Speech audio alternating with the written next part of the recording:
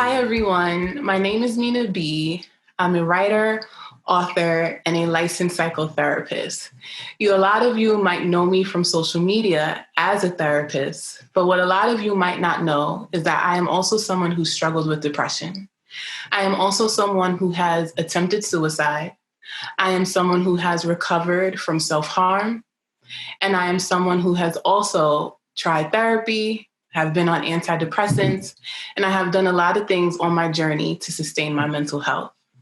And today I'm going to share a letter with you all who are on the journey with me as well. I am not sure what you've heard about the journey, but I want to start by telling you that there is no arrival. There is no finish line, and there will not be a perfect version of you waiting on the other side of where you're trying to get to. I don't know what you're feeling when you hear these words, but I hope it lightens the load for you. I hope you start to feel at ease with yourself, knowing that you don't have to rush towards something that will always be available to you. As the days leak into the next, I invite you to set your eyes on what you have instead of always shifting your gaze toward the destination. Being here and being present is just as beautiful as where you are going. So I invite you to breathe with me, to take a deep breath with me, inhale your worthiness and exhale your worries. I invite you to rest your shoulders and to put down the burdens that you are so used to carrying. I invite you to show up as your full self with your humanity on display for the world to see. I don't want your performance. The world doesn't need any more of that. What the world needs is your fullness, your true self, your whole being. Who you are now matters. Where you are now matters. And as you journey, you must never forget that truth. You will bend, you will break, you will shift, and you will transform. What I ask of you is to never shrink. The journey will come with hurdles. The soles of your feet will tell stories. Roadmaps will form along the palm of your hands. Your body will hold your history. Your tongue will share your truth. Know that you are already equipped to face the challenges that the journey will bring. So if you ever feel stuck, if you ever feel like you don't know who you are, remember to shift your eyes on the roadmap that you hold within your hands. Remember your story and how far your feet have walked to get you here, to the present, to a place you may have never thought you would make it to. You are here, right where you need to be. Joy is at your fingertips. Even when all you feel is pain and anguish, just know that joy is always in your reach. You just have to extend your hand to it. There are people, places, and things out there waiting for you to stop looking for the arrival and instead look at what's right in front of you. And as you begin to shift your eyes inward, I want to remind you that you can't do this journey alone. So ask for the help that you need. Ask for the support that you need. There is no need to stay silent. Find your village. Find the people who care. Find the people who will listen. Tell them your story. Place your palm into their hand. Place your palm into my hand, and let's journey together. And before I sign off, I just want to read you all a poem from my book, Rivers Are Coming. This poem is called The Invitation. This is an invitation to believe, to be hopeful, to have ridiculous faith. This is an invitation for you to remain silent and allow the universe to do the speaking for you. Take off the mask. Stop trying to be the person you think you should be and allow your soul to transform you into whom you were created to be.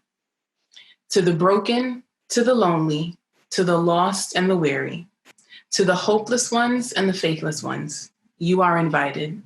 Let's take this journey into freedom together.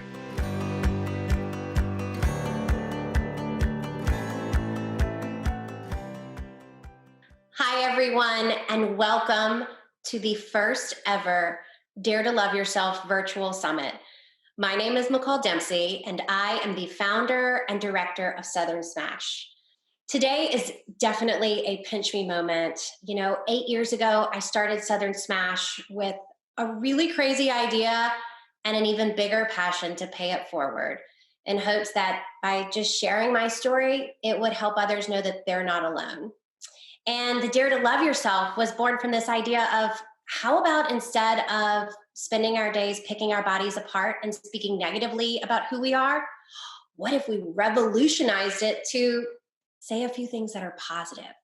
So I went home, and on my home computer, I designed the Dare to Love Yourself logo. I would print the cards, and every night before an event, I would perfectly cut them out, and I'd basically give them to anyone I passed, encouraging and challenging others to dare to love themselves. And now here we are, 8 years later, with the most amazing lineup of the biggest game changers I've ever encountered. And it's definitely a pinch me moment, and a really big reminder, I think, for all of us that our paths in life are anything but a straight line, and neither is recovery. If you would have told me 10 years ago that I would have been working in nonprofit, speaking and sharing about my eating disorder, I would have thought you were pretty crazy. And from everyone you're going to hear from today, our incredible lineup, you're going to realize that none of them had a straight path either. I hope this afternoon leaves you feeling inspired and joyful. I hope you leave ready to have some tough conversations and ask the questions to people around you. I hope you leave willing to see others through a different lens, reminding yourself that inclusivity and being different is an amazing thing, ready to challenge the status quo, challenge all of the things that you've been taught your whole life, ready to advocate for yourself and for others. I want to thank our amazing lineup of speakers. I'm so excited to share this afternoon with you guys. We're so grateful you are here. We are so thrilled for our upcoming week, our Dare to Love Yourself week. So stay tuned for exciting challenges and ways to raise money and earn amazing swag from some of our brand partners. But really stay tuned until the very end for a really special announcement. So without further ado, I want to give it up to our incredible lineup of speakers. And I want to remind each of you that, in this world where we're living that tries to tear us apart, lift each other up and dare to love yourself today and every day. Thank you.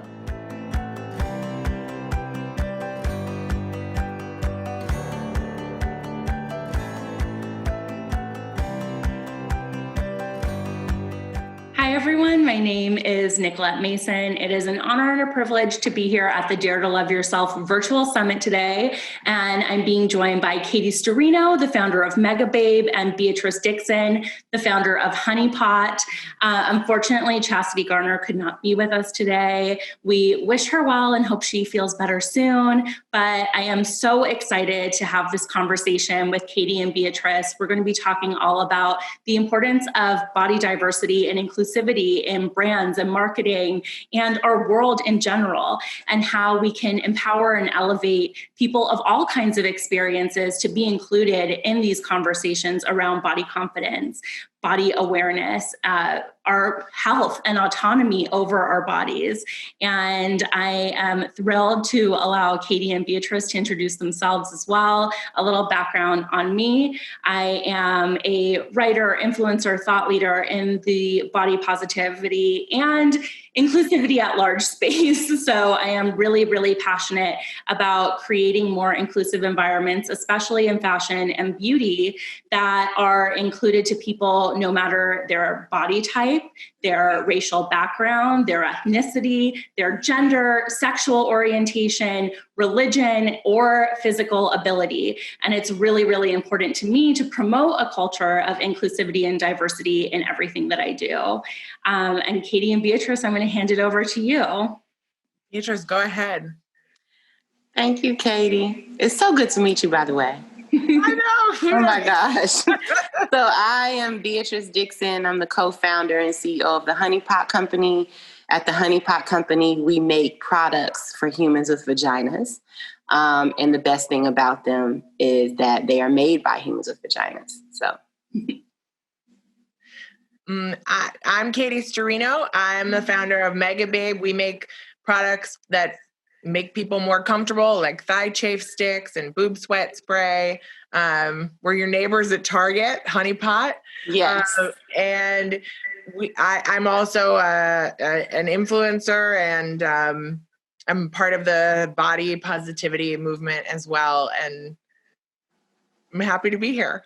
Yeah, exactly. Yeah. Isn't it weird? Like, it's still so fucking weird when somebody's like, introduce yourself. And even though I do this all day, I'm like, so what do I say? Don't know. You know? I still don't know.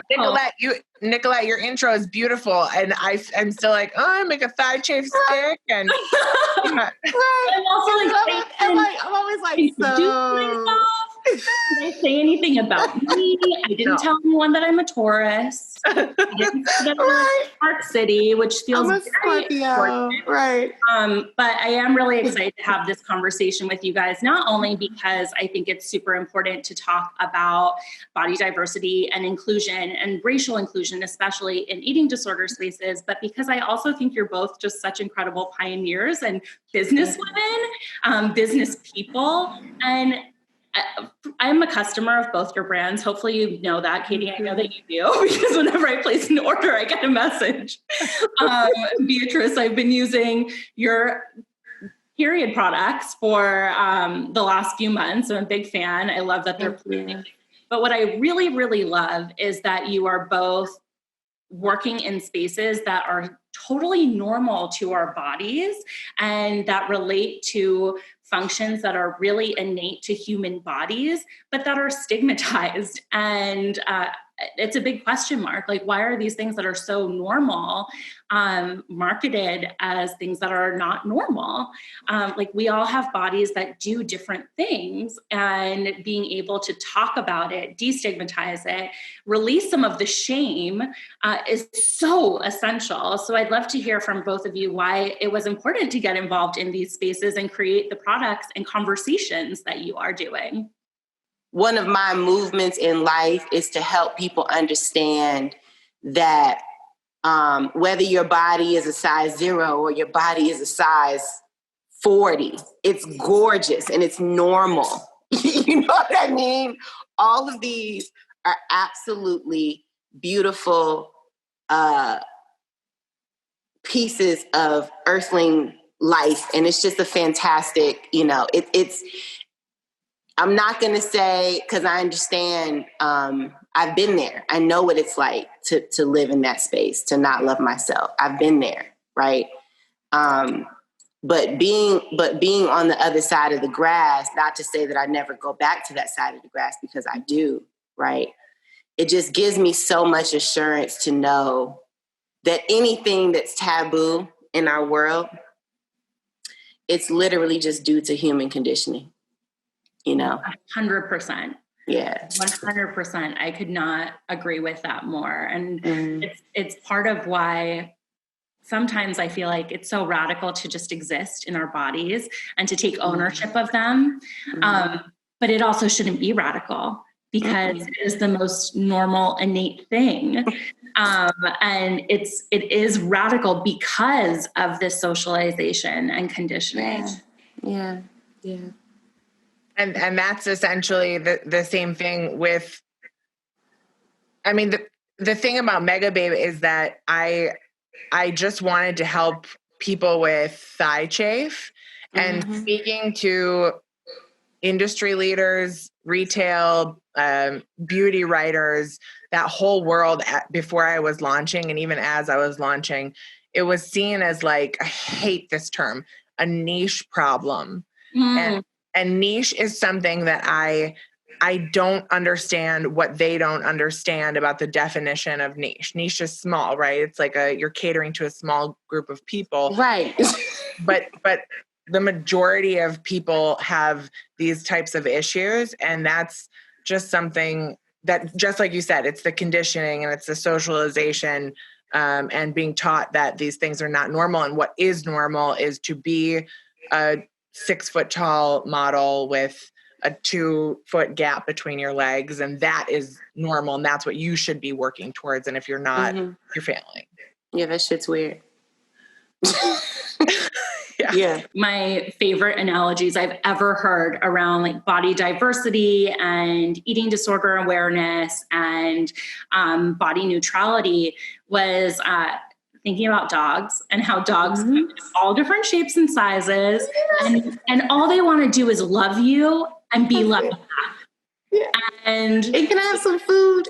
Yeah, nourish themselves, take care of their basic needs and functions, and love you and each other. And nobody cares if they're getting love from a bulldog or a whippet or a greyhound or a pug, and they all have very different shapes and sizes.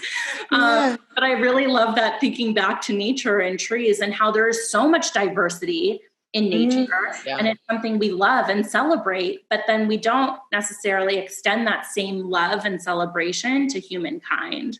And I also really love the nature analogy, because both of you, this wasn't even a conscious link. It's not part of the conversation that I planned, but you both are creating products that are better for the environment too, and thinking about clean ingredients and what goes into product packaging.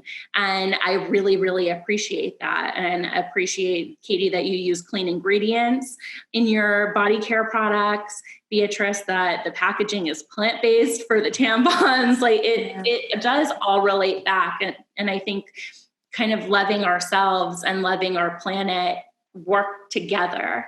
It's all the same. Yeah, absolutely. So why is it important to you guys to include body diversity in the conversation around eating disorders and awareness? Because I think that people have I feel like people have one idea of what that looks like, when in actuality it affects so many different people of all shapes and sizes, and it's not outward facing in the way that you think it's going to look. I think it's really important that we have these kinds of conversations and help people to understand that, like, just because I'm a thick woman, I'm healthy, right? I wear a size, I don't even know what size I wear anymore, but I used to not really be comfortable with how I looked. And then I was like, wait, but this is my body. This is mine. I want all of this, you know, because I used to be one of those people that would say, oh, I'm going to chill out here. I'm only going to eat this. I'm only going to eat that. Right. And then I had to really come at myself, like, why am I really doing that? Is that really what I want to be doing? Or do I want to do what I want to do? Right. I just think that it's important for us to love who we are without any condition, you know, and for us to be aware of when we're not doing that and how it shows up, so that we can pay attention and get back to loving ourselves. Mm-hmm. Yeah, you touched on a couple of things just now that I think are really important to acknowledge and unpack a little. And that is how sometimes body positivity and body diversity get conflated with a version of wellness that I think is really a masked way of presenting eating disorders and very disordered behaviors. And that leads into another thing that I was thinking about, which for me, in my history of body image and body dysmorphia and my history with eating disorders, a lot of very disordered behavior that I was engaging with, and really harmful behavior that I was engaging with, was enabled by people around me, including medical professionals, because I, as part of this health, quote unquote, journey, and that losing weight by any means necessary, even if that meant that I had a really significant eating disorder, was preferable to being healthy in my current body. And that was such a toxic thing to have imposed onto me. But also then really, really affected my ability to recognize that what I was engaging with was an eating disorder, and it was really harmful behavior. Mm-hmm. Everyone else was telling me, keep up the good work. You're doing great. This is what you need to be doing, whatever it is, it's working for you. And it's part of why it's so important for me to remind others not to comment on people's bodies, not to project your own feelings on people's bodies. We have no idea what people are going through, what they're battling, what might be affecting any changes in their bodies. And it is just so harmful on so many levels to perpetuate any of those behaviors. I think we're even seeing it right now in a different way in some of the conversations around Chadwick Boseman and how heartbreaking it is to realize that he was going through this battle in silence, and not that cancer and eating disorders are the same at all, but we just never know what people are going through. And a few months ago, when people were making fun of him for being so thin, not realizing that he was terminally ill. And I've had friends who have navigated similar things where they were going through really significant health traumas and issues, and people were commending them on their weight loss, and how that reinforcement then put them in a very disordered mindset with their body and with their relationship to food and eating. And it's definitely part of why I think these conversations are so important, and why it is really essential to unpack the stereotypes of who is a person that looks like they have an eating disorder, or that there is a look to anorexia or bulimia, or that someone who is larger must be a binge eater, and how these experiences really exist on such a spectrum, and being able to remove any of these associations with particular body types are a really important piece of not just healing eating disorders, but healing our culture and relationship to bodies in general. Right. I've been talking recently about, because there's been so much talk about Kelly Osbourne and Adele, and this is not new. Whenever someone loses or gains weight, it's always headline news. And I really started to pay attention this summer, and I'm seeing that it's not just in gossip magazines. We're talking like major morning show, CNN, like weight, with all the underlying thread of of reinforcement and positivity, without ever I think that and Rebel Wilson right now, she's talking about, hey, this was like my year of health and this is what I'm working on. And I'm trying to communicate with people that it's totally cool to reach for health in a way that like gets you to where you want to be to feel healthy, but without bringing in this conversation around size, weight loss. Maybe you need to gain weight to be healthy. There's just like people are missing the point. Exactly. Cause that shit is weird. Why the fuck are we talking about their weight loss on national fucking TV? That's fucking weird. Like, and it's none of your fucking business. Let's go there. B, A, it's weird. B, it's none of anybody's business. Yeah. And, and eating disorders are not just anorexia and bulimia, right? Seriously, any size body is beautiful. I'm a healthy person, but my thighs still rub together, bitch. I got a goddamn under titty rash in this moment. You understand what I'm saying? Why don't you have bust dust is my main Bitch, I'm going to get some. I just forgot. I've been busy. We want to pivot a little bit, but how can we get brands to move away from exclusionary marketing, that instead of saying, yes, all bodies are normal, versus this hyper idealized one type of body that a lot of brands market with? And why is it important to do that? I think we've been talking about that the whole time, but like, Katie, you've done a great job about calling out brands that have been exclusionary in the past. Beatrice, I think the entire creation of your brand and you existing as a co-founder of your brand is evidence to that too. But I just think that brands I think quite often the people in the room making the decisions about the campaigns and how they're marketing things all may look one way, and there's just no diversity in the conversation. And sometimes it's not even, they're just not aware of what they're doing or leaving out, or the messages that they're conveying to people by leaving so many different groups out of their marketing. I don't know. I mean, that is why I'm just trying to talk to brands who typically are catering to thin white women to like let them know that they need to open the door a little bit more if they want to be successful in 2020. Yeah. And I'm hoping that is the case, because I feel like more people are putting their dollars behind brands that they believe in. I think that that's the case. Do you think that that's the case in like in the rest of the world of the United States, or do you think that that's just our corner of the internet? Sometimes I wonder. I think it's a couple of things. I think that there is definitely becoming more of an imperative for brands to be inclusive in their marketing and be inclusive in their casting. But what you said at the beginning was that it's usually a reflection of those companies themselves, right? Mm-hmm.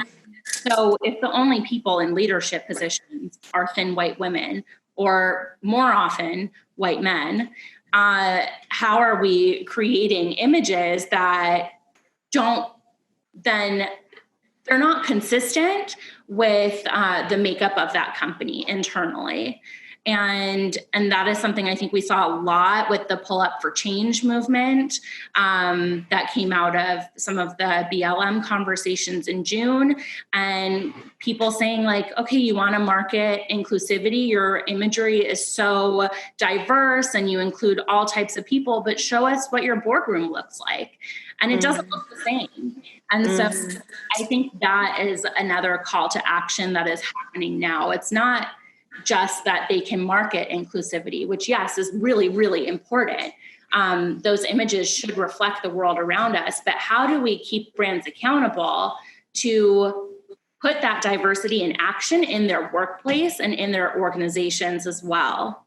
Don't just show up to the ball game trying to be diverse and inclusive and have, equity and all those things in your company if you're just trying to do it because you want to make some money, right? And that's happening a lot right now, right? Yeah, I think that's why I'm a little skeptical of some of the diversity and inclusion that only happens in marketing.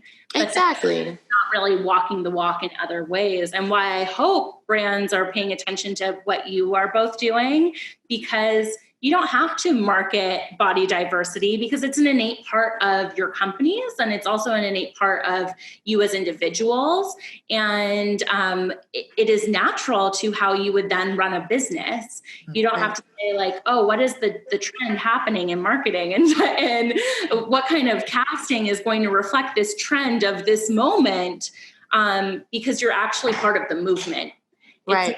You're part of a movement that is about amplifying and empowering people of all kinds, not just one ideal or what is just trending right now. And I think that your success, both of you, is really a testament to that.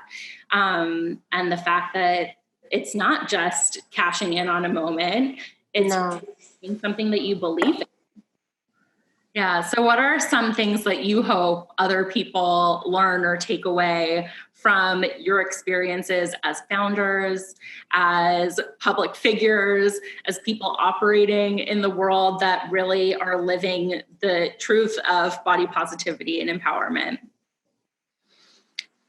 I think that, and one thing I used to very much do is put myself in a compare snare and find strangers on the internet that I would compare my life to and compare my body to and compare lots of things to, and just find ways to make myself feel bad without knowing anything about who or what these people's actual lives are like, which is a real thing that happens. And I think the other thing is that you have the ability now to find people who are positive, who do believe in the things that you do, and who can reflect those feelings back to you and keep you in a cycle of positivity, which is really what I feel like my Instagram, like if you make me feel funny and in my feed, like I unfollow you. Yeah. Right. Like that's what it is. Right. So you have the ability to create that world for yourself now. And I think that that's really special, and that's what I do. Mm-hmm. Beautiful and inspirational note to end on. Thank you both, Katie and Beatrice, so much for being part of this conversation. And I do hope people walk away loving themselves a little bit more and taking that love and sharing it with the people around them too, the world around them. So thank you all so much for joining and being here today.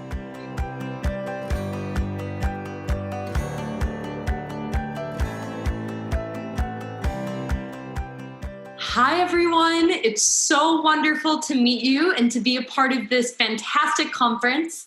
My name is Larissa May, most commonly known as Lars, and I'm the founder and executive director of Half the Story and the Global Day of Unplugging. I'm honestly proud to be here right now. And when I say here, I mean on planet Earth, breathing and speaking in this room. And I know that based on the stories we've heard today and the woman that I'm surrounded with right here and now, I'm not alone in that. My journey has been interesting. It has been a series of ups and downs and highs and lows, all of which I'm incredibly grateful for. I started my journey on mental health when I was 16 years old. I remember what it was like for the first time to not feel comfortable with the way that I looked and to not feel comfortable with where I was in my life. I was always a type A overachiever and always wanted to be smart, successful, fit, skinny, and nothing ever felt good enough. I also struggled with debilitating anxiety and depression, but I just didn't even know what that was. I just remember being in my bed, shaking, and having to literally put ice cubes on my body and turn my lights off so that I could catch my breath and keep going throughout my day or wake up and get back to studying for the night. That pattern kept happening to me. And when I entered college, I decided that I wanted to pave a new path and that I wanted to do something different. And that sharing my story and my interests and my passions were important. But the story that I started to share, I learned very quickly was not the right one. I got a social media platform and I started a fashion blog called Livin' Like Lars. I shared fashion. I would buy clothes and then return them so I could post on my social media. The life that I was sharing on social media was that I had it all together. I was working out every day. I was fit. I was going to Fashion Week. I was working with all of these amazing brands. But the life behind that was so much different. And the story that I felt like I needed to fall into was not real. It was not joyful. It wasn't happy. And I need to get on the other side of that. So I had my breakdown, lost everything, lost my friends, almost lost my own life to my anxiety and depression because I just couldn't take it. I couldn't take the pressure. And I couldn't take the pressure that social media was putting on me to have this audience and share this story and do all of these things that quite frankly weren't representative of what I was really going through. And so I took a couple months off of all of those things, got the support that I needed, and realized in that time that my life was more challenging because I wasn't engaging in the right story with myself or with the world. I was only sharing half of that story. And so I created a logo that said half the story on a piece of paper and shut down my fashion blog all in a matter of 24 hours and decided to get on the flip side and started encouraging young women, fashion designers, and young individuals all around the world to get on the other side of the story and talk about the things that made us more connected, talked about overcoming journeys with eating disorders, depression, anxiety, bipolar, and create more awareness, because that was the power of social media and its ability to connect us with virtually anyone around the world through the pain and suffering that we experience. And so for the past 5 years, I've had this little baby, Half the Story, my nonprofit, with the mission to help other influencers tell the right story when they're talking about mental health, but help younger people engage with the concept of digital wellness and tech life harmony. Because the stories that we consume and the stories that we share can either help us or hurt us. And our relationship with technology is so much like our relationship with food. It can be healthy or it can be unhealthy. It can fill us or it can deplete us. And it can be incredibly destructive. And so that's what I really spent most of my journey doing, helping young people and helping creators and influencers understand how they can develop a better digital diet and one that is unique to them. But all of that said, even though we've built educational programs and worked with young people around the world, the past few months have flipped everything upside down for me.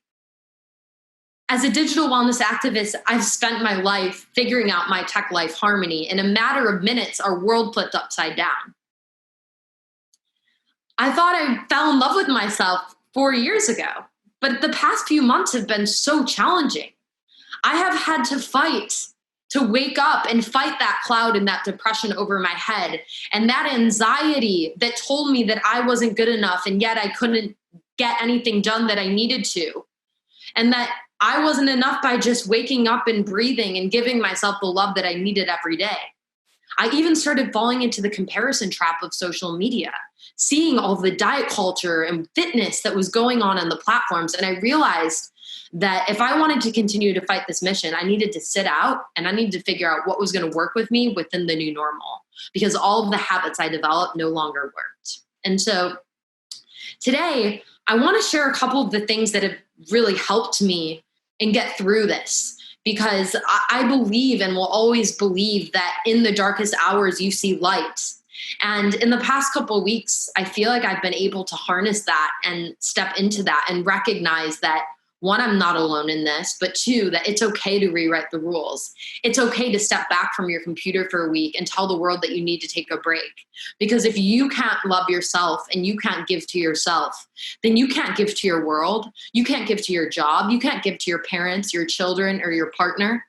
And as women, we have to be okay with stepping back and stepping into our power so that we can choose ourselves first.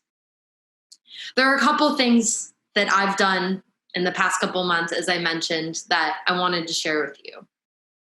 First, I've had to figure out how to wake up and deal with my anxiety every day. I'm completely out of control of what's happening in the world. And to be able to grapple with that as someone that loves to be in control is one of the biggest fights.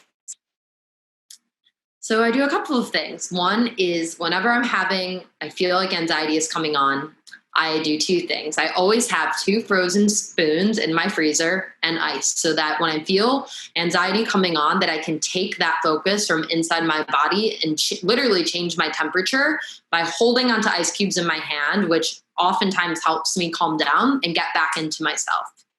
I've also started taking more control of my technology habits during this time. Every single weekend, I put an away message up on my texts, because I have this problem where I feel like I need to get back to everyone in 2 minutes, which is just this made up thing that society does. And there is a function called brick mode, which you can look up, and it actually allows you to set an away message on your text, just like a vacation responder on email. And it is so liberating and so freeing, and just taking a day off your phone can really change the way that you feel about yourself and help you get back into the present moment. Another thing I've been doing to help me with my anxiety is whenever I'm in a moment of distress, is I do 3 things. I immediately turn off the technology that's in front of me, and I take 5 deep breaths. By being present and getting control over my breath and being able to feel and taste and just listen to everything that's happening in my world is a reminder that we can move through this moment of pain. We can move through this moment of anxiety, and that there is peace on the other side of it. You just have to make space for yourself.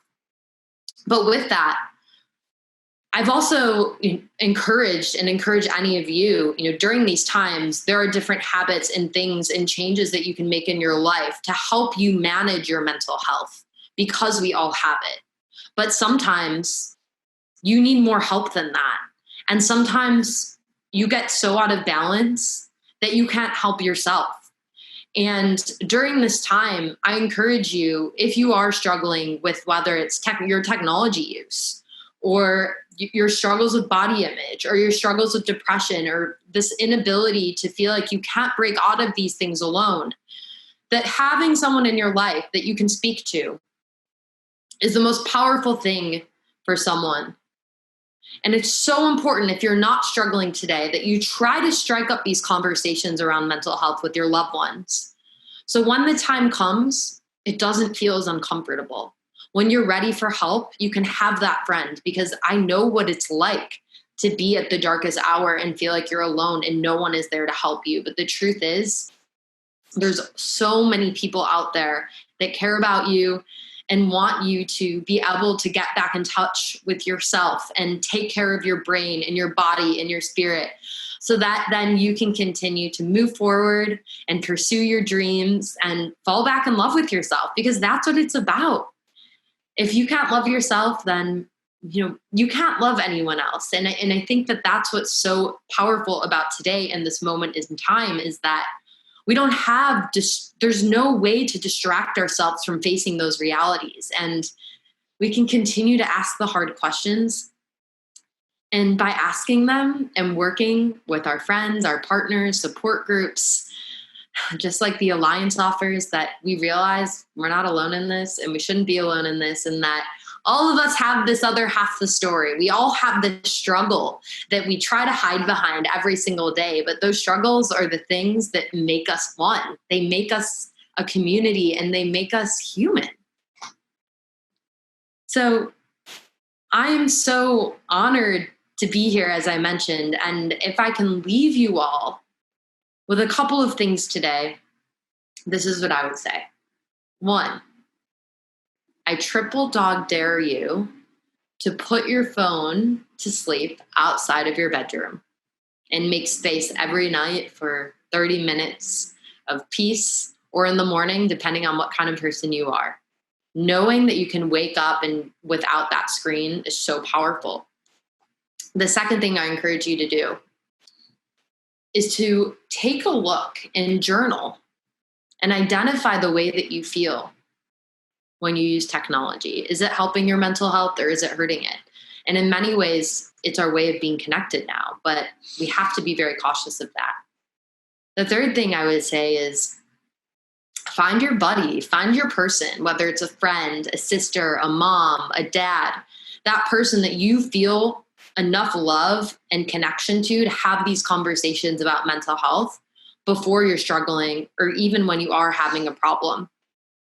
And the last thing I would say, and this is something that I have and I love it, is have a notebook. And when you're feeling in love with yourself, which sometimes that's not going to be every day, make a list of 10 things that you can always go back to on your dark days to remind yourself that you're beautiful, you're loved, you're powerful, and that you can do anything if you fall back in love with yourself.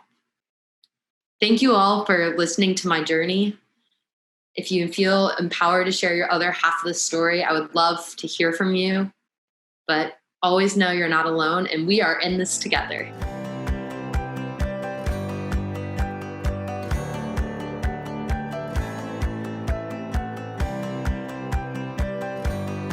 Hi, everyone. My name is Malak Sadie. I am a registered dietitian. I'm located in Dallas, Texas, and I am so excited to be here. I can't wait to share with you some nutrition and diet culture information, and get to answer some questions. So Hi, my name is Shauna Spence, and I'm also a registered dietitian. I'm based in Brooklyn, New York, and I'm also super excited to be here and just kind of debunk some myths and talk about the diet culture surrounding it. So I guess the first question that we have is, what is the anti-diet movement, and what does health at every size mean? So for me, personally, when I think of just anti-diet or what that means, it just means talking about the kind of toxic culture that surrounds it. So a lot of times we've heard about dieting since we were young, and it's this one conversation that we keep having up until old age, right? So anti-diet doesn't mean anti-health. It doesn't mean that we're not taking care of ourselves.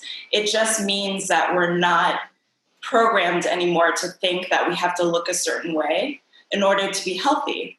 And that's kind of what the health at every size movement means to me as well. It means that you don't have to be thin, or being thin doesn't necessarily mean that you're healthy. So I think these movements are super important, and I'm very happy to kind of discuss it more. I don't know if, Malak, you have any other... No, absolutely. I think and it kind of actually, I'm going to read my question because I feel like it tag teams with both. So the question is, in a diet obsessed world, how do we explain intuitive eating and all foods fit? And, intuitive eating is something that we are all born with, and it is something that is natural in our bodies. As kids, as I'm watching my niece grow up, and she's eating when she's hungry, stopping when she's full, she's playing, she's crawling. She is accepting and appreciating her body that's allowing her to crawl and get into all the stuff that she's probably not supposed to. And what happens is diet culture starts to come in, right, and move us away from listening to our bodies. It creates this distrust with those natural cues and abilities that we have from within. And, diet culture is something that it's a marketing business. They're making millions and billions of dollars off of our insecurities, constantly trying to shrink ourselves into spaces that we do not fit. And so intuitive eating is basically what Shane and I do is help us get back to those cues. So those cues are in us. Diet culture comes in, society comes in, tells us, hey, you shouldn't look like this, don't do this, come over here. And what I want us to kind of is just reconnect and rebuild that relationship and that trust with our bodies. Because if we fully trust and accept our bodies, then we can move away from diet culture, and from constantly looking and focusing on arbitrary numbers that somehow give us an identity. But all foods fit as well. You can kind of use some of those phrases. What is it? Together? Yeah, together. But I kind of joke, but I feel that, villains belong in Disney movies, not in my food. Food is not a moral value of good and bad. Food is food. Food is there in times of celebration and culture and tradition. And all food fits into my diet. If I want to have that cookie sometimes, yes, I have that cookie. If I want that apple, I have that apple. But neither one is good or bad. Both of them provide nutritional value and connection. So yeah, that would be a little explanation, I guess, of intuitive eating and all foods fit. So I agree. Another term that I hear a lot is sinful. You said villain, and I was like, oh, that makes so much sense. People would think that. Yeah. Yeah. Yeah. Totally. So the next question, we hear mixed messages about diets like keto, paleo, and intermittent fasting. Would you please share your thoughts as to why they can be extremely unhealthy and dangerous? So I always say I don't like to judge someone on how they eat, but I want people to become more aware of why they're eating the way they are eating. I notice with a lot of these diets, keto especially, that's the big one now. People mostly start doing it because they hear like passed down knowledge that it worked for someone else, or maybe someone else is losing weight with it, so they want to try it. And a lot of times, our bodies are different. I say that all the time. Our bodies are different. So therefore, we always need to eat differently. And, keto can work for some people. I'm not a particular fan because I think it's a little bit of a fad diet. But just because someone's eating that way doesn't mean that it's going to work for you. Same thing with intermittent fasting. I don't think fasting is a bad idea. A lot of religions fast. Sometimes you have to fast when you're taking medication or going to surgery. So the word fasting isn't bad, but it's just, why are you doing something? Are you doing something just to lose weight? And that thought process is, again, connected to diet culture and that feeling of wanting to be thin or wanting to look like someone else because we're told that that's what we should look like. So it is sort of dangerous, in my opinion, because sometimes we will read something off the internet and we don't see a dietitian like ourselves, right? And a lot of times Google is, it doesn't provide facts. So it's dangerous when people dive into something and oftentimes hurt their bodies in the process. So that's a little bit of why I think it's dangerous. And, we all need to eat differently. So just keep that in mind. I mean, absolutely. And like, even as you mentioned with like, I couldn't agree more. Keto right now is, we went from Atkins and South Beach. I remember in the 90s growing up, and Tybo and Billy Blanks, like having that diet culture kind of come into my home. And then, and now keto and intermittent fasting. But keto, I think the sad thing is some of these diets were actually done for medical reasons. The keto diet was done for, is helpful for people who have epilepsy and seizures. And so this is a diet that is helpful for a certain population and not for everybody.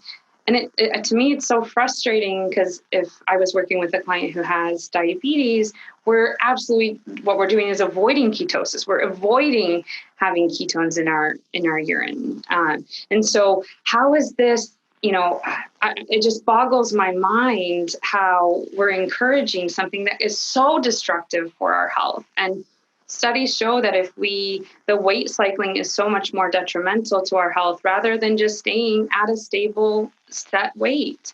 Mm-hmm. And I want to touch a little bit on, you mentioned intermittent fasting and fasting for religion. So I'm Muslim and we fast multiple times throughout the year. And I think it's so important, to ask ourselves, what are we fasting for? Are we fasting for our religion and on that connection to spirituality to God? Or are we doing it for weight loss or because of diet culture has told us, hey, you'll be better if you're in a smaller, thinner body?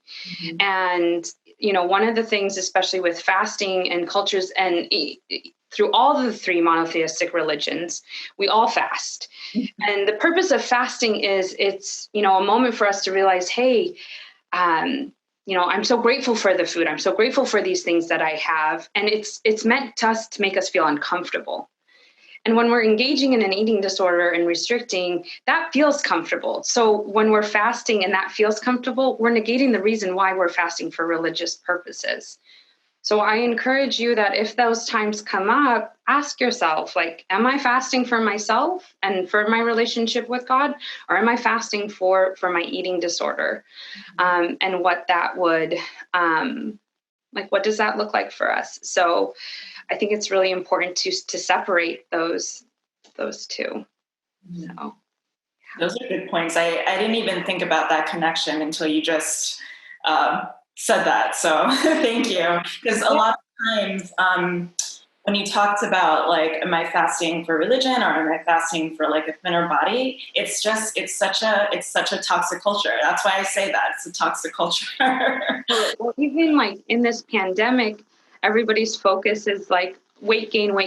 There's a pandemic, people. Exactly. Like, come on. I mean, really there are far worse things that are happening in this world. And I think one of the phrases actually a colleague had mentioned, and I love this and I want to share, it was, there was the phrase of, oh, I've gained weight and I've had this weight gain. And her partner had reflected to her and looked at it and said, well, what else have you gained in your life? I've gained new friends. I've gained a new dog. I've gained a new degree. I've gained new clients. So there's so many things that we can look at, and just that simple way of turning that phrase of things that I've gained in my life versus just focusing that weight gain is something so bad. And it's interesting, even weight loss, like when we think of loss, that's the loss of somebody, or it can feel sad, but yet it's praised when it comes to health. So it can feel so confusing sometimes. So I understand why it can feel easy to listen or to follow these diets or to follow along with diet culture, because that's, again, it's a marketing billion-dollar industry that's just trying to shame us. So let me look at the next question. Where are we?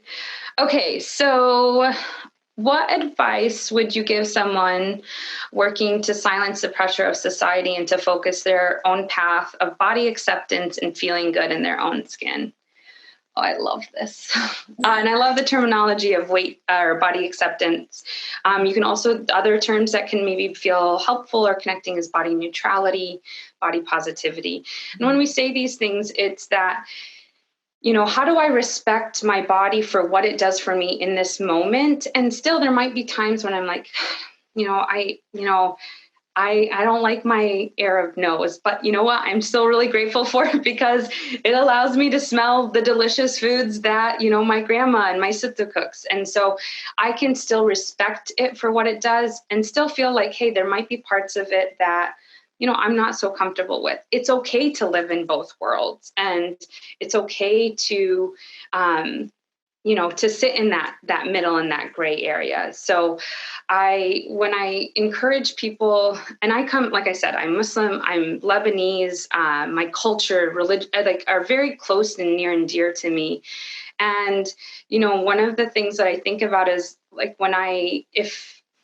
if I am shaming my body and criticizing that, I am shaming all those who came before me. I am shaming, my mom and my dad and my grandparents who worked so hard to get to, because I look just like them. I am the spitting image of my ancestors. And body acceptance really comes from truly from within, it's kind of like fake it till you make it. My clients always tease me that I'm so positive, but there's just so much negativity in the world, and eating disorders just try to rob us of that. And I want to brighten, I want to share that to, shed a little bit of light to people. So if there's a connection to family or culture, think about that, think about how who we are today is of so many people, so much history, so much strength and courage of in this moment of where we are. So yeah, I'm a fan of affirmations.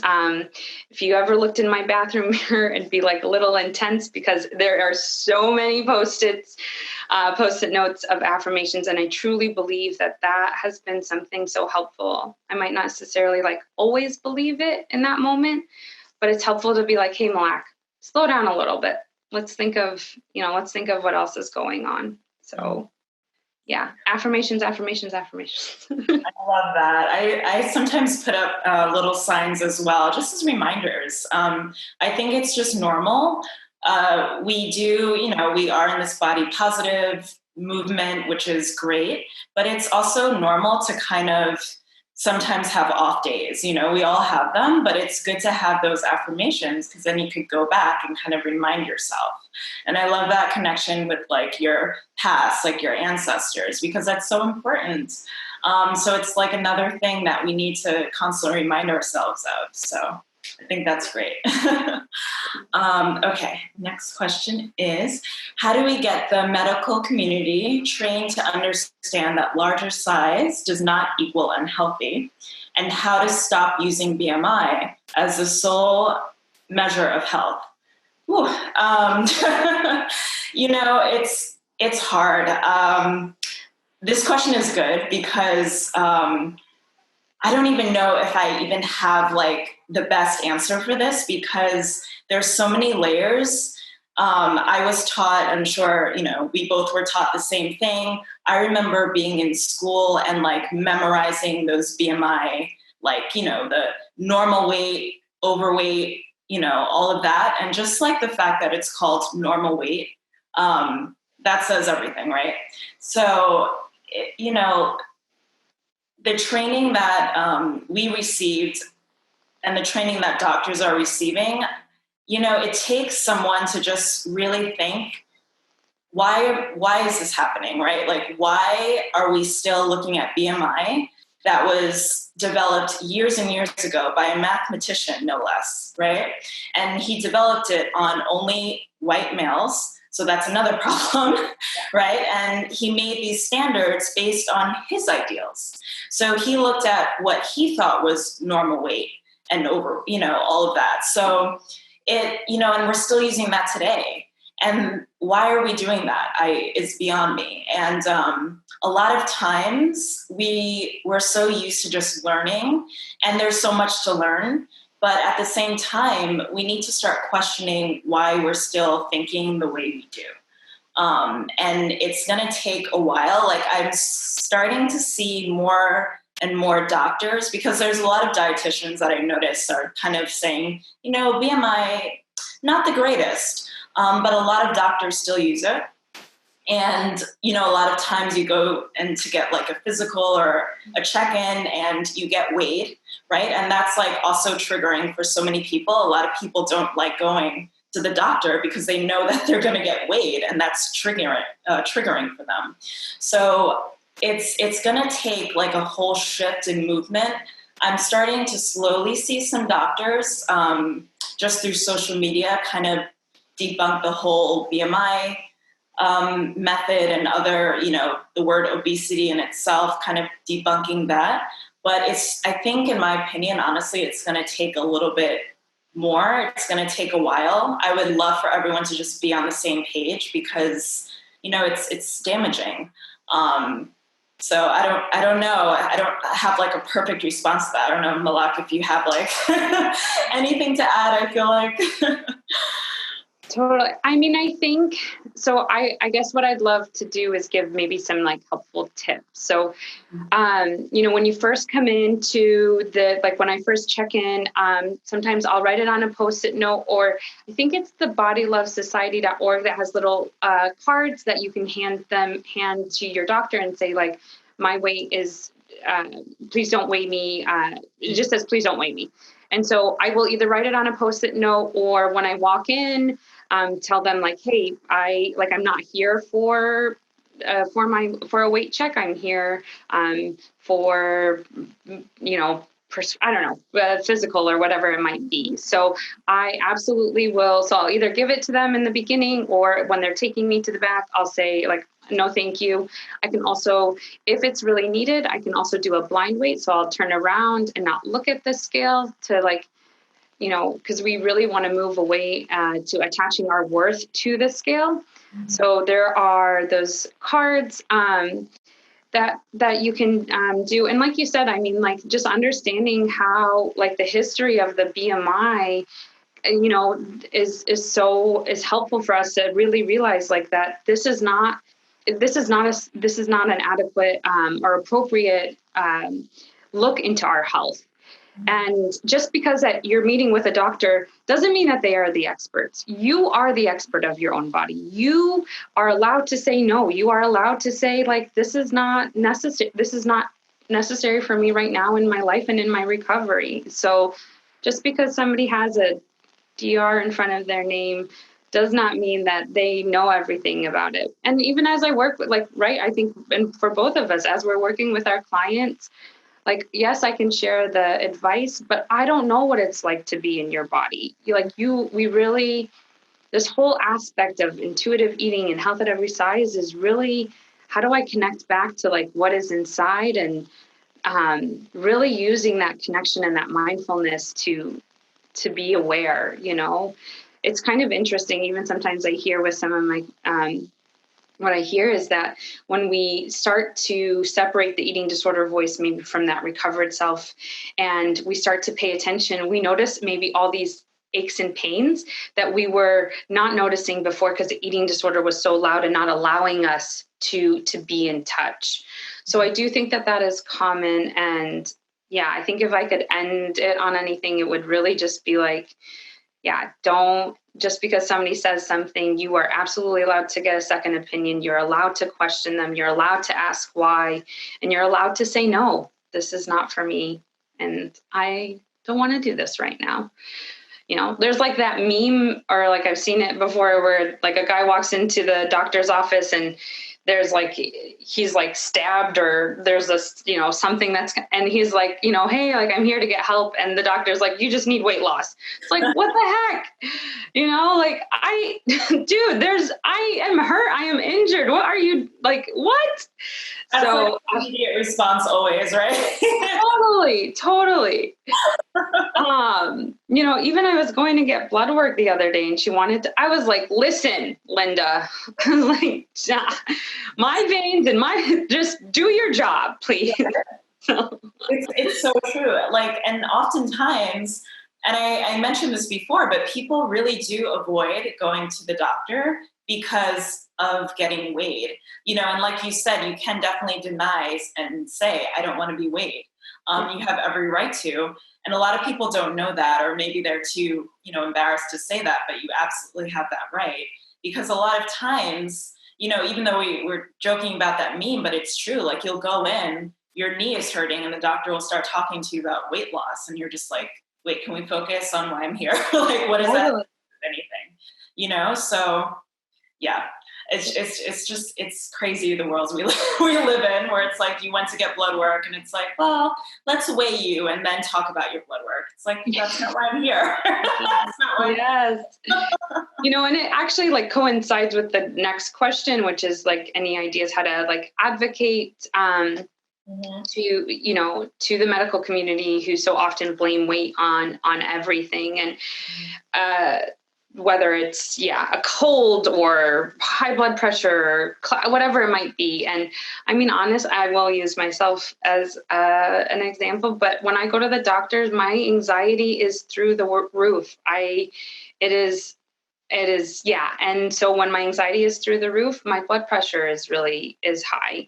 And, you know, they're always like, well, what is going on? And I'm like, dude, you're sitting here with a cuff, focusing on like how, like on the first thing that you do, you don't even acknowledge me. You weigh me, and then you bring me back into this like ice cold room, and you want me to be okay and calm about it. And then you're going to, you know, no. So I think, you know, honestly, when, you know, they always do that, I'm like, yeah, I have white coat syndrome because it is actually, I think, I do believe it is a thing, but they're like around, it's like, it is. So I think if anything, you know, even if you were really connected, if you really liked your doctor and you wanted to work on that relationship, even recommending a book, Sick Enough by Dr. Jennifer, I always mispronounce her name, but Gudiani. I hope I'm not saying that wrong, but Dr. G, who's amazing and fabulous out in Colorado. And I love that book. And I have given it to medical providers to help them understand a little bit more about like what is going on. So, and noticing that. So yeah, I feel that would be, any other ways that we can advocate? No, I think that's great. It's really just a matter of getting comfortable voicing your concerns. You know, you talked about white coat syndrome, and a lot of times, I think in general, even myself, you know, I describe myself as a health professional, but a lot of times I even get intimidated going to the doctor because you think that they know everything because they're doctors. And they do know a lot. Like this is not like an anti-doctor thing. Totally. Go to the doctor. But you know, it's just I think that we get intimidated speaking up because we don't think we know enough compared to a doctor who went to years and years of schooling. And you, like Malak, you said this before, like, you know your body better than anyone. So I think it's so important to really be comfortable saying, no, this is actually how I feel, or, you know, this isn't right, and definitely be comfortable getting a second opinion. So I think that's important. Okay, last question. So what are essential ways of rebuilding your relationship with your body, especially during times of COVID? Okay, so this is definitely a good one. You know, a lot of times we kind of talked about this very briefly in the beginning, where we said that we're in the middle of a pandemic and people, you know, there's a lot happening right now in the world in general, yet people are still freaking out about gaining weight. And we're already seeing it on social media where it's like, if you gain weight, here's this exercise program, or here's this detox cleanse. And, you know, that's really not the direction to go into, because when you think about it, there's so much going on in the world. A few extra pounds is not like the end of the world. It's really not. And I know it's easier said than done, but you really have to try to put things in perspective. Really think about how your body survived. You know, like, most of us, God willing, will be able to look back on this in a year or so. I'm hoping it will be over in a year or so. And we're going to talk about, like, survival. You know, this is going in history books. And we're going to be telling our children and our grandchildren and, you know, all of that. We're going to be talking about, like, the pandemic. And, you know, to focus on what your body did, you know, it survived. You know, so you went up a size in jeans, okay, but again, you survived. So just try to put things in perspective and really just honor your body, because, you know, it really does a lot for us. So I know we're running out of time. I don't know, Malak, if you want to add on to that. Yeah, I think, I mean, yeah, I love it. I love this conversation. I'm going to tag team in with, like, some helpful tips, but again, like, you know, I am an intuitive eater. I've been doing this work for over, like, 11 years. I am an intuitive eater. I feel really comfortable. March hit and all of that went out the window. I was like, wait, what am I going to do? Am I going to have enough food? And all these anxieties that I was like, oh my God, I've worked so hard to get to this point. Where did this come from? And it was really hard. My hunger cues, I don't even know what those were.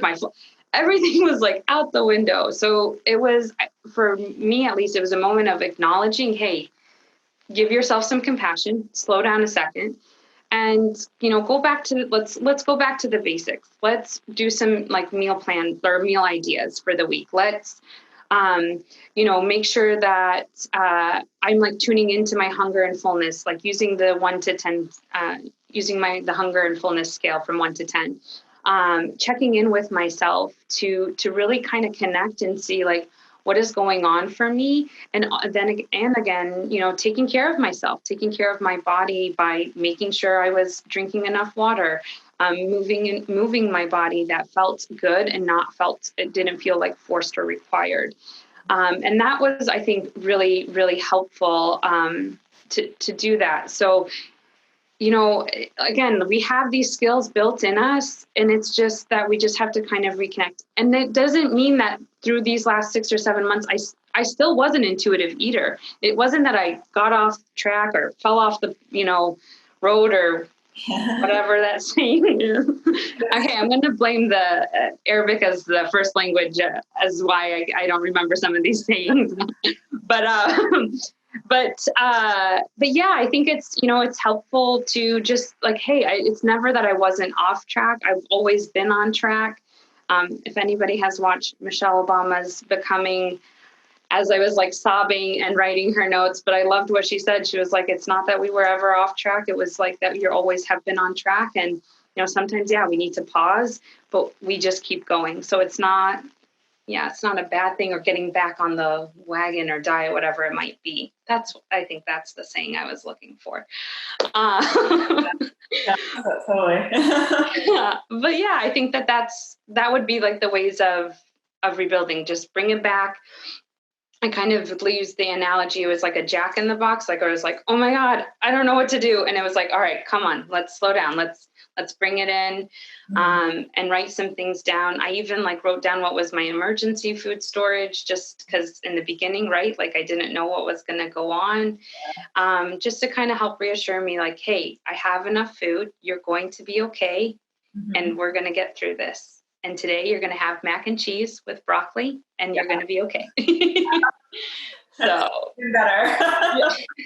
I live on my own, and I always kind of joke, like if there's like if somebody heard, they'd be like, wow, you have so many like roommates that you talk. No, it's just myself. There's a lot of self-talk and self-positive, like, it's okay, Malak. You're okay. Keep the comfort foods on hand. Oh yeah, totally. So yeah, I think that could be some helpful things in rebuilding that relationship during this time. So you guys totally got this.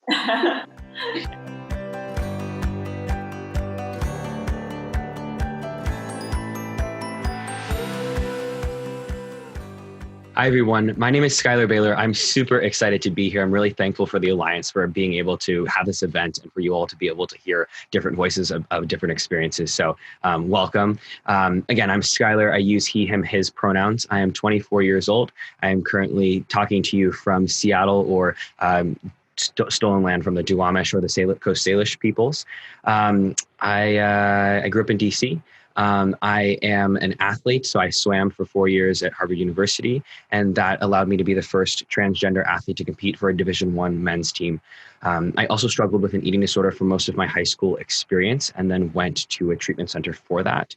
And that brings me to this conversation most specifically, because I do a lot of advocacy work within inclusion of different gender identities, sexual minorities, and just kind of different people within the eating disorder space, especially recovery. So that's kind of why I'm here. Eric, did you want to introduce yourself? Yes. Hi, everybody. My name is Eric Dorsa. I go by they, them. And I, too, am so grateful to the Alliance and Southern Smash for inviting me here today to have this really awesome conversation with Skylar.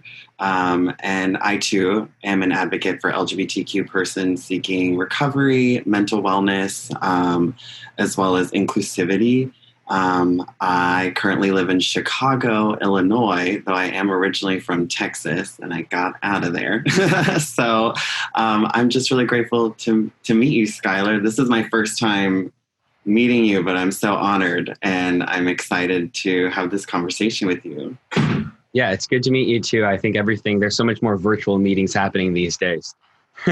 Yes, everything is virtual. And, I think one of the things I'm grateful for being in recovery is it's still allowing me to stay connected to the people and ideas and meetings and everything that brings meaning and value to my life and my experience. So, what's one more fun Zoom? Absolutely. Well, I think that kind of leads into a question that I want to ask you, which is about that kind of recovery process and acceptance. And so I'm kind of wondering what you think the path to unlearning all the things that we've learned that are crappy about ourselves and our bodies, and then actually moving towards full acceptance entails for you. Yeah. So I was diagnosed with an eating disorder very young. I was diagnosed from 8 to, I didn't really seek treatment for an eating disorder until 18. Okay. And then I would say I fully embraced this idea of recovery being possible because I wanted recovery. I just didn't really know what that was or how that looked. And coming from my background, it was a very poor Latin family in Texas. There wasn't a lot of resources available. And so I really believe that once I began thinking that recovery was possible for me, was probably around the age 21, 22. And for me, my recovery has been very synonymous with learning to embrace and accept not only myself as a queer person, I'm also a drag queen, and that's very much a part of who I am. And there's so many nuances with drag. For some people, it's a costume. For me, it's an expression of a different part of my gender identity. And as well as accepting that I am a gay person. I'm attracted to the same gender expression as myself.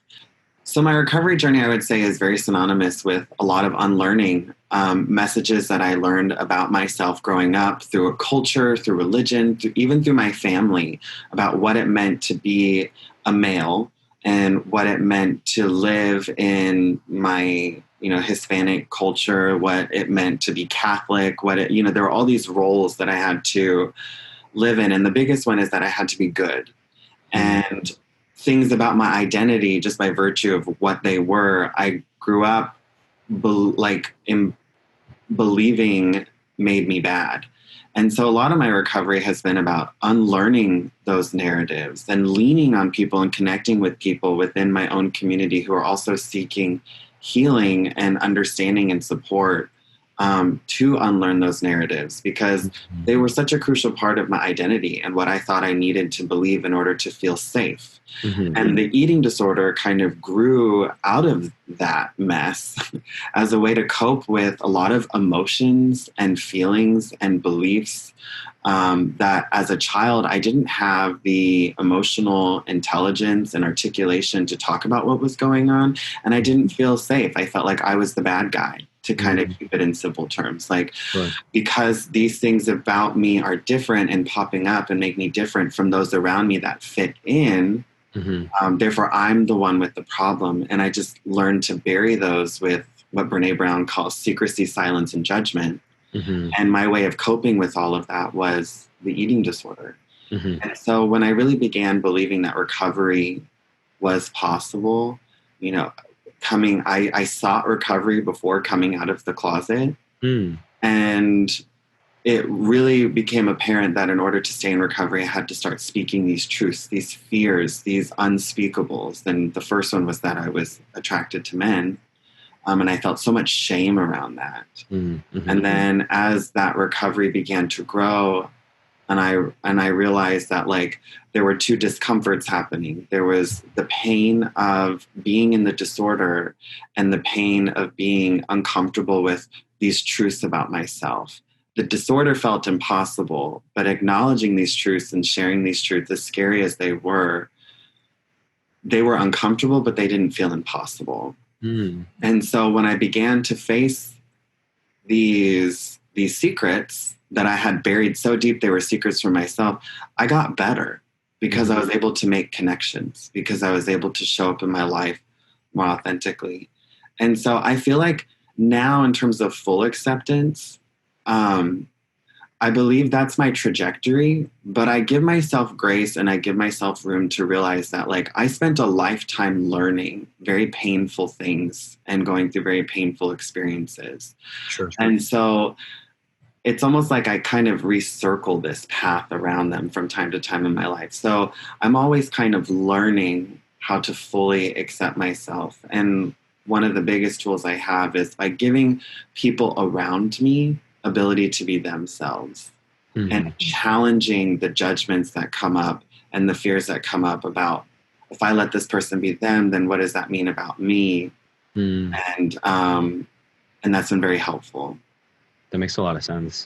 I like what you said about acceptance. And I think I think a lot about acceptance, and this might sound kind of contradictory, but I kind of like to throw out the concept of full acceptance. I think that there's this, if you do that, where we're working towards this attempt to fully just I don't know, the full doesn't resonate with me, because I think there's always going to be things in conflict. I think life is about conflict and chaos and things not matching up and things being difficult. And I think for me, kind of I don't know, reflecting back what you're saying, letting go of this idea that I was going to one day be in this moment of 100% euphoria where everything was wonderful all the time, was that's you're like Buddha. Exactly. And no judgment to folks who are seeking enlightenment, all that kind of stuff through Buddhism, but I do think that it's really important to recognize that there's, at least for me, part of my journey with recovery has been acceptance of the difficult moments and able, the ability to tolerate them, knowing that I can get through those moments. And I think that's kind of what you're saying, using the eating disorder to cope with difficult moments, cope with the silence, shame, and judgment, was a way to not, confront them and pretend they didn't exist. but created more pain, right, at the same time. It did. I always tell people my eating disorder was my solution, and it had its own nasty bag of tricks and consequences. Sure. And like the first step for me was like I had to address the eating disorder head on. Mm-hmm. And then it was almost like if that was the tip of the iceberg, there was all of this stuff underneath that was like a lot of fear, experiences, trauma, around my identity especially. Mm-hmm. And also like it was hard navigating an often cis heteronormative female world of recovery. I was oftentimes the only male. And then also I didn't really fit that box either. I didn't know that at the time. And oftentimes like it was hard because there weren't really people who sounded like me and had gone through the things that I was going through. And so I felt like in the beginning, like my recovery was just like this other box. It was like check other and then go off to the other room. Mm-hmm. And I've learned part of this like full acceptance switch, or just this path of acceptance is recognizing that like my experiences and my recovery are mine. Mm-hmm. And they're just as valid and they're just as important. And so like, I guess what are some of the things that you felt were crucial in terms of like learning and unlearning about yourself? Sure. Yeah, I think like for me, learning that I was transgender, that I am transgender was the most important part of my recovery. Like you, I needed to address the eating disorder first because I kind of imagine it as like all of this garbage on top of everything and you have to like take it out before you can fix what's underneath. And kind of like it's almost superficial, if that makes sense. I don't mean to be dismissive of the eating disorder, but it wasn't the issue, right? Like underneath is what was the issue. And so the first, like, I think, month or two in residential treatment for me were about kind of like taking off those pieces of the eating disorder so I could really expose what was underneath, which was that I'm trans. And that was such like gaining the language to talk about my body and myself and the incongruence that I felt through, other people, meeting other trans people was life-saving to me and probably the pivotal moment in my recovery.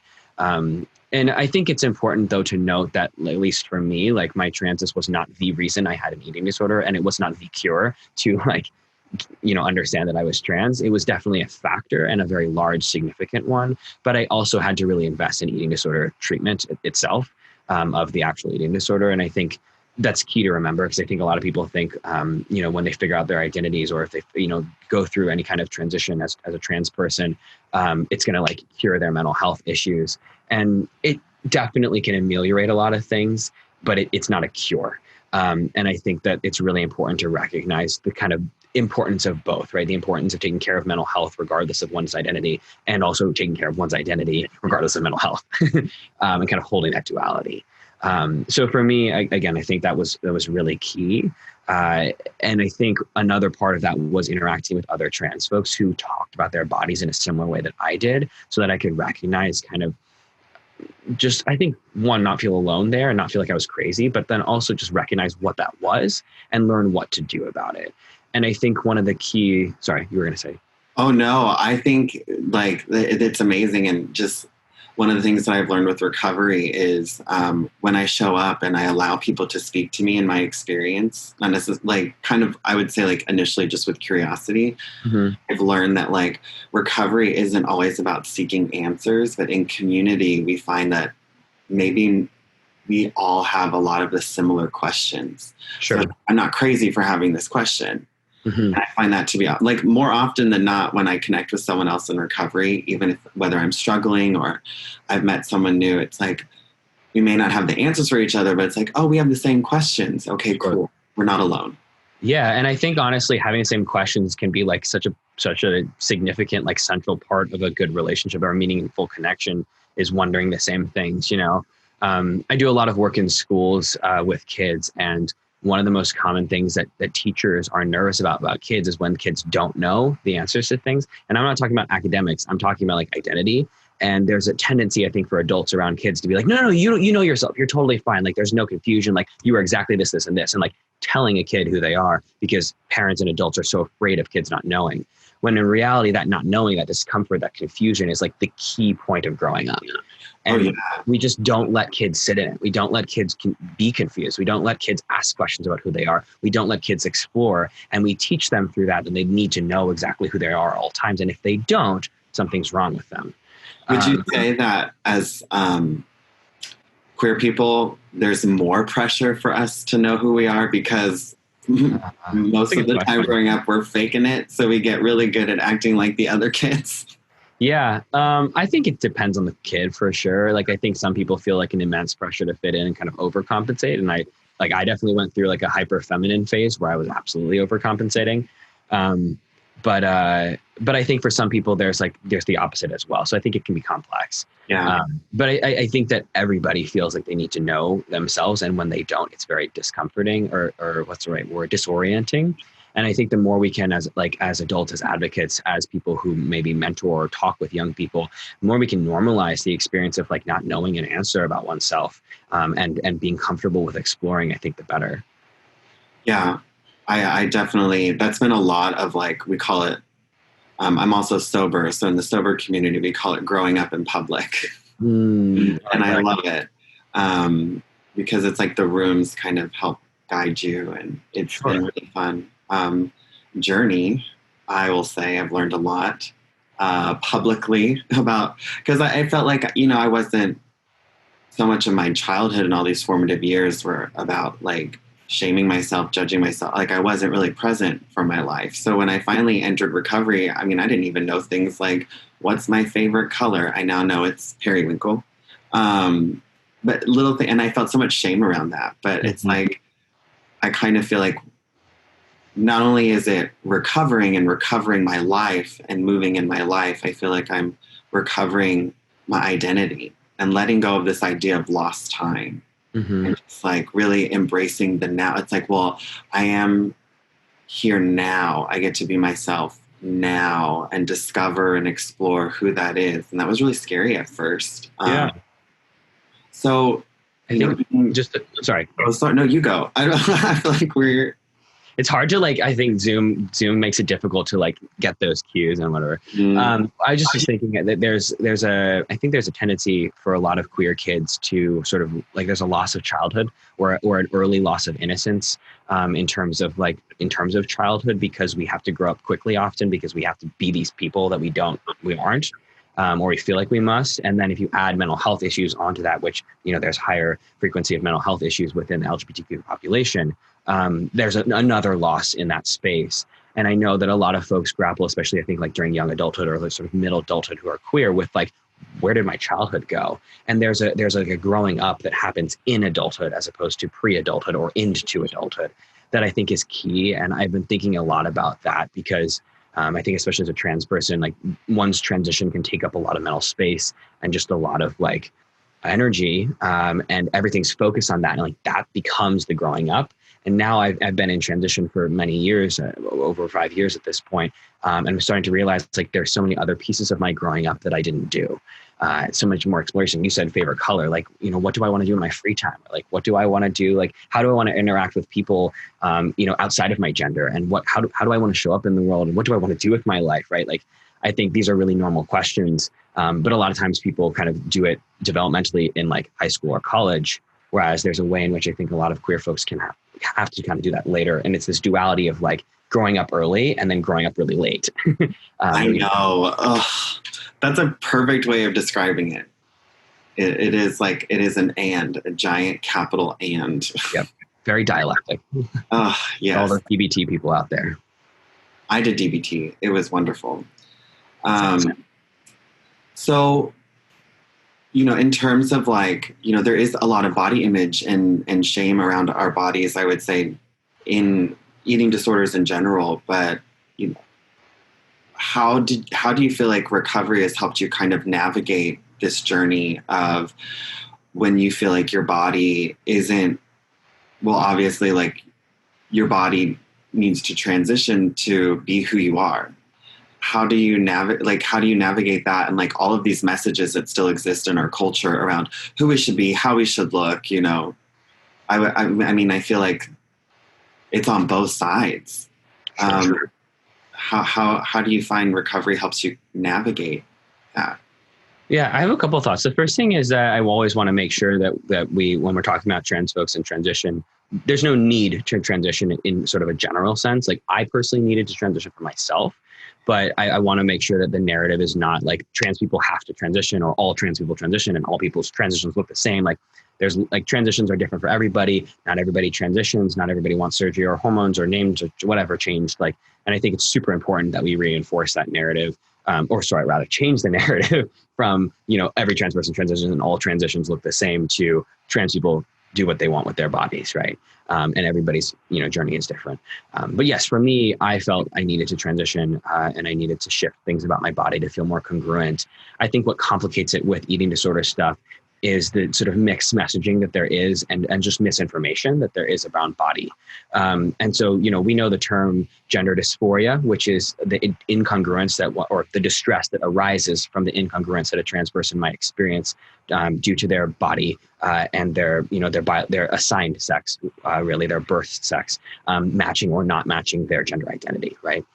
So for me, like I felt dysphoria about my breasts because I didn't feel like they matched me. That's just an example of dysphoria. Then we have body dysmorphia. So dysphoria and dysmorphia, that really has much more to do with body dysmorphic disorder, but people like to throw it in with eating disorder stuff, but that's not 100% correct. And then there's body image distortions or body image issues, which is a much more broader category. But I think it's really important to be able to distinguish between these two, especially when we're looking at recovery, because transition, so actually like changing things with regards to gender dysphoria, can actually help somebody who has gender dysphoria. Whereas, as you probably know, manipulating your body when you have body image issues doesn't do anything. It makes it worse. It's like throwing gasoline on a campfire. Exactly. How did that explode? And the reason is that gender dysphoria is an issue of congruence or incongruence of self-identity, right? So gender dysphoria is an issue of identity, whereas body image distortions are usually an issue of like a lack of control feeling or self-worth. And those things are like distinctly different roots. And they might present the same way. They also might influence each other, but at the root, they're different. And I think it's really difficult sometimes for trans folks to distinguish what's what. I would imagine yeah. I mean, even in my own recovery, coming as like non-conforming, because drag is and has always been a very big part of my identity. Like I never felt like a little boy growing up. I wasn't treated like a little boy growing up. And it was a source of a lot of my shame and a lot of my pain. Sure. And I really appreciate, saying that trans and trans experiences are definitely a spectrum and unique to that person. Just like we don't, it's never helpful to cast. It's like saying all people who wear blue shirts are the same. And it's just not true. And, I definitely feel like one of the things that I really struggled with in my recovery was body image, because I started dressing up in drag and building a persona, which I realized like, oh, this isn't a persona. This is me in a different outfit. I'm still very much present as myself, and recovery has really helped me really love that part of myself that I learned to hate growing up and throw in the closet and lock the door and say, don't talk and don't speak. And being able to navigate like the body image aspect of, putting on a different like person, expressing a different side of myself. I realized like before I thought it was like, well, I just have to love like body in order to cure body image. I have to love myself no matter what. And what I've learned in what I continue to come back to is loving myself and realizing that I'm worthy of love, connection, and belonging is not determined by my body. And the way that the world chooses to see my body as valid or not valid, my drag identity is valid or not valid. It always goes back to that unlearning, realizing that I, as a human being with a lived experience, am worthy of love and belonging, regardless of like what my brain or what society is telling me that I need to be. Because it is I always tell people like shame is organized by gender, but the toy inside is still the same. It's still, I'm not enough, or I'm not good enough, or I won't be able to show up as myself and be accepted.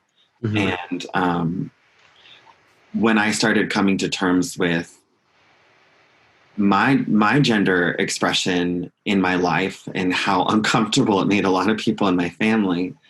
But realizing that I wasn't going to give up my recovery for anybody. That kind of became this like anchoring point for me, that the most powerful tool I have to validate myself is that I am freer to be in recovery, and I'm more available to love people as myself, not less available. Yeah. That makes me think a lot about something I tell kids often, which is that I think it's easy to see invalidation everywhere, right? Especially as a queer kid, especially as a queer person, openly queer person, super easy to get invalidation from lots of different places, whether implicitly or explicitly. And one of the things I think a lot about is reminding ourselves that other people's opinions of us are not facts. And they're not even necessarily true to other people, right? I think it's really easy to see somebody say something negative or hear somebody say something negative and extrapolate that to, one, be true, and two, think everybody else thinks it's true. When in the reality, it's one person's truth or one person's opinion. So I always like to remind myself that when somebody tries to invalidate me, and this can be about body, it can be about body image, it can be about anything really. But since we're talking about eating disorders and body, let's say it's about that. If they say something negative about me or assume something negative about me, that's actually a reflection of them and their values, their judgments, their stereotypes, their childhood and how they were raised, their eating disorder or their issues with themselves, right? And not about me. And that doesn't mean that their words or their actions can't hurt me. Of course they can. And I want to tend to those wounds. I want to take care of myself, but I never want to use their words as weapons against myself, right? I think we have a tendency, that's what internalization is, to take other people's words, other people's attacks, and then use them against ourselves because that's how we know. And I vehemently, fiercely want to make sure to put a space between me and somebody else's truth, somebody else's opinion of me, right? Yeah, it kind of leads us into, the last question. Sure. So how do you feel your life has kind of evolved beyond an eating disorder and allowed you to advocate, most importantly, for yourself and then other people? Yeah, release of the eating disorder, I'm going to say, was the number one thing that allowed me to have my life. So I think there's part of this, which is that without having healed right from my eating disorder or moved on from it, released myself from its hold, I don't think I would be here. I know that sounds intense, but that's the first thing. And second of all, I wouldn't be able to show up even if I was here. And I think one of the things that I've been able to do through my recovery is show up and be present. And there was a way in which my eating disorder barred me from ever being completely present anywhere. And I don't think that we can ever reach a full potential of any kind, or even any kind of potential, to be honest with you, without being present. And not only that, in terms of productivity in the world and acting in the world as a productive member of society, but also just as a person who's happy and who has emotions and who values oneself. If you can't truly be present with yourself, how are you supposed to truly enjoy anything? So it's something that I think about often, actually. Just grateful that I've been able to move on. And I think the key moment for me in recognizing that I had actually moved forwards was forgetting.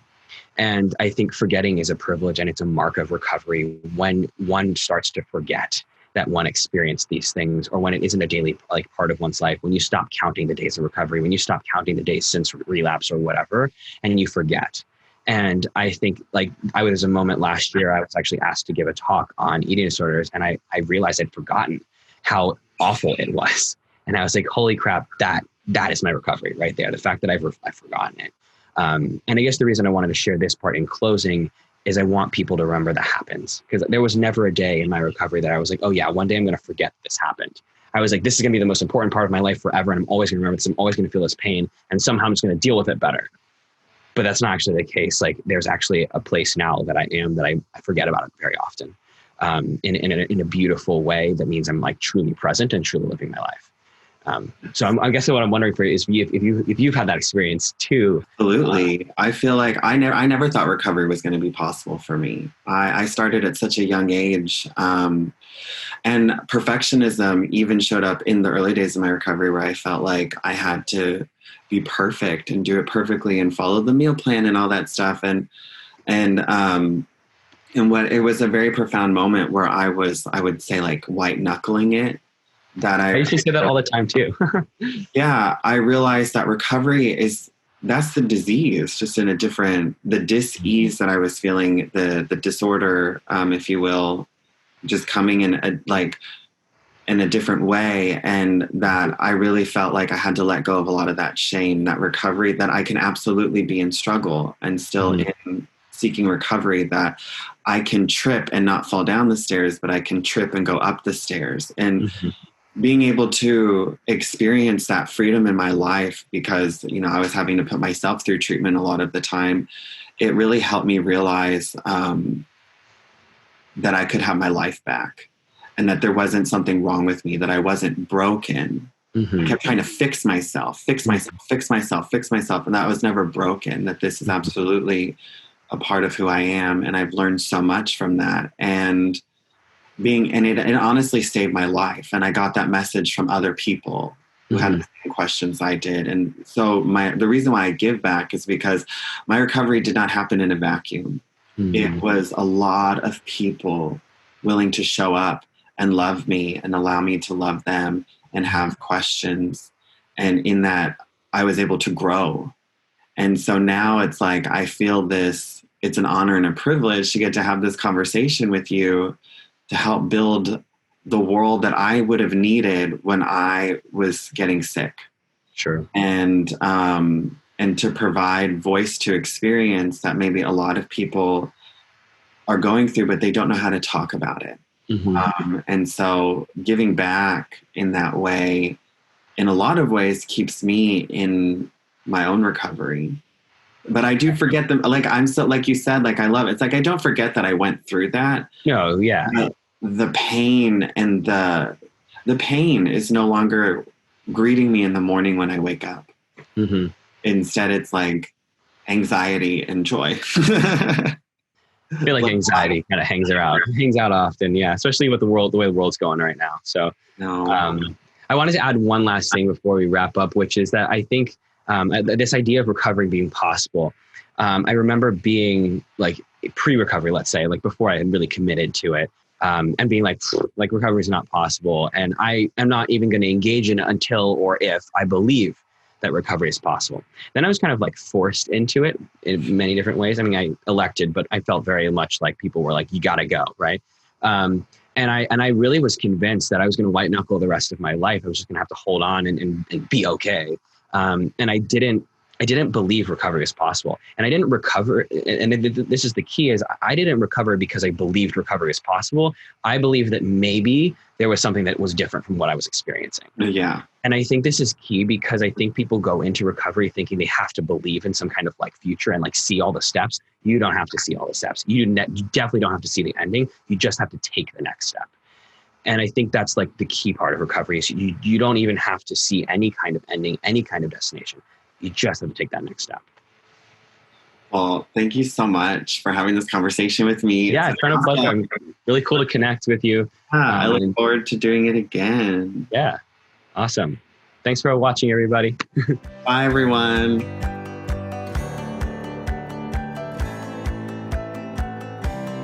Hi there. My name is Joanna Candell. I am the CEO and founder of the Alliance for Eating Disorders Awareness. I sit here overcome with joy, with gratitude, and with humility for such an incredible lineup of strong and powerful voices. From the beginning conversation and beautiful reading of Mina B, to the unbelievably important conversation between Eric and Skylar, the In Her Words with Larissa, and that very important health at every size conversation between Malak and Shauna. And not to mention that extremely fiery conversation between Nicolette, Beatrice, and Katie. Today has been a day that has filled my heart and has really motivated for me to show up and take charge and take action. Please stay tuned this week as we continue our Dare to Love Yourself week. Every day, check in with our Instagram pages on Alliance for EDA and Southern Smash to learn how you can challenge and dare to love yourself every day this week. And make sure, we're not done yet, that after Beth Cook's amazing self-love meditation, we have a very exciting announcement that you will not want to miss. If you or someone you know is experiencing an eating disorder, please know that the Alliance for Eating Disorders Awareness is here to help. You are not alone, you are seen, and you are heard, and recovery is possible. So on behalf of the board, staff, volunteers, and the amazing talent that was here today, thank you for showing up for you. Thank you for showing up for your community. And just like McCall said at the beginning of this, dare to love yourself today and every day. You can do it and you deserve it. Thanks again.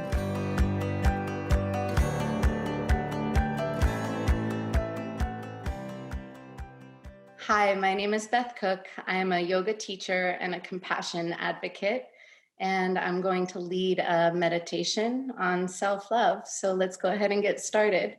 Find a comfortable seat and go ahead and close your eyes. And ground down through the sitting bones with minimal effort, lengthen through the crown of the head, drawing length into your spine. Face is soft. Shoulders relaxed. And with your eyes closed, just begin to notice how it feels to breathe inside of your body today. Knowing that we're showing up on this virtual summit with the same goal in mind, carving out more space to show up with radical self-love so we can take care of ourselves and in turn show up for others. Take your hands onto your heart and literally press your two hands into your heart. And applying pressure that shows support and care. Good. And with your eyes closed, pressing into your heart, take a moment knowing that this body is organized exactly the way it's supposed to be in this moment, moving away from any judgment and moving towards exploring all of the miraculous things our bodies are capable of. And taking a moment to set a little wish for yourself, your life, your precious life, your body as it is right here, right now. Keeping it simple. May I be happy. May I be safe. May I be full of self-love and compassion. May I touch peace. And I'd like for you to imagine someone or something in your life that you love so dearly that when you think of them, it lights you up inside.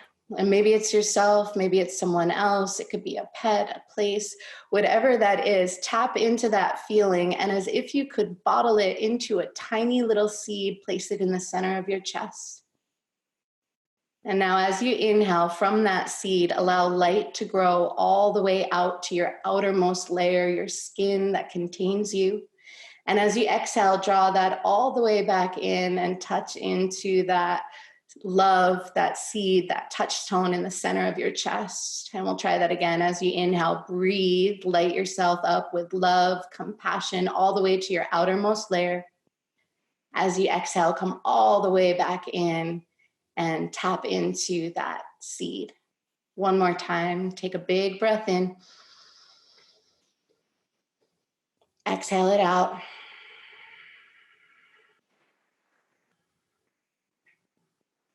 And lightly open up your eyes. Float your hands to heart center, pressing palm into palm this time. Hook your thumbs right at the base of your sternum to lift your heart up just a little bit taller, a little bit prouder. Float your thumbs to the center of your eyebrows, your third eye, your intuition. Take one more big breath in. Exhale it out and bow into yourself, honoring yourself and everybody else that showed up today with the same goal in mind. You can lightly open up your eyes. Thank you so much for joining me. I hope you have a wonderful day.